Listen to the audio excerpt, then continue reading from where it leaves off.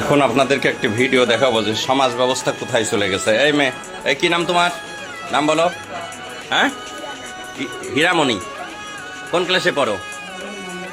আচ্ছা, তুমি কাকে ভালোবাসো? হ্যাঁ, কি নাম? এই মিনাজুল কোনটা? এই দেখো নায়ক। এই টাকা, এদিক টাকা টাকা টাকা। তুই কি করিস? ওয়েল্ডিং এর কাজ করিস। আর তুমি পড়ো কোন ক্লাসে? বেনাপোল মাধ্যমিক বিদ্যালয়ে, তাই না? ক্লাস 6-এ। এই তুমি তুমি হ্যাঁ, এই এই এই মাথা ইয়ে করো। তোমার বয়স এত হয়নি। কি নাম তোমার? তুমি ক্লাস 6-এ পড়ো? 7-এ? তো তোমার সম্পর্ক এই ছেলের সাথে, ও ক্লাস 7-এ পড়ে। এই দেখেন ব্যাগ বক্সা, বাসা বাড়ি থেকে এই যে স্বর্ণালঙ্কার সব কিছু নিয়ে, টাকা পয়সা নিয়ে, হ্যাঁ তারা হচ্ছে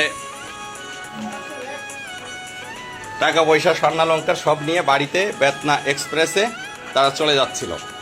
বেতনা এক্সপ্রেসের আমাদের এই যে জয়নুল ভাই, তার কাছে টিটিরা সবাই সোপর্দ করেছে। পরে আমার বাড়িতে নিয়ে আসছে, প্রয়োজনীয় ব্যবস্থা গ্রহণ করা হবে।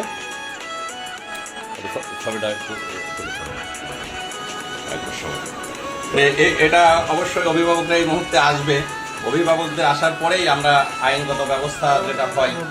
খুবই দুঃখজনক এই সমাজ ব্যবস্থা কোথায় চলে যাচ্ছে। সন্তান আমারও আছে, আপনারও আছে।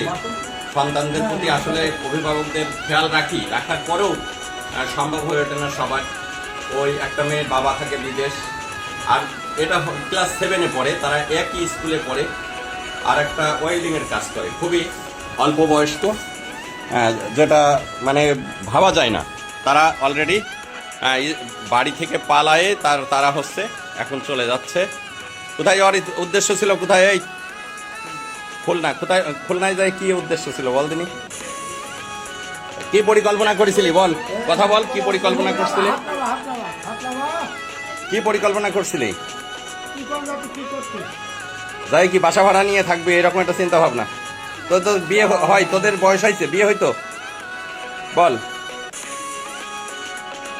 অযথা তো পুলিশকে তোরা হয়রানি করতি।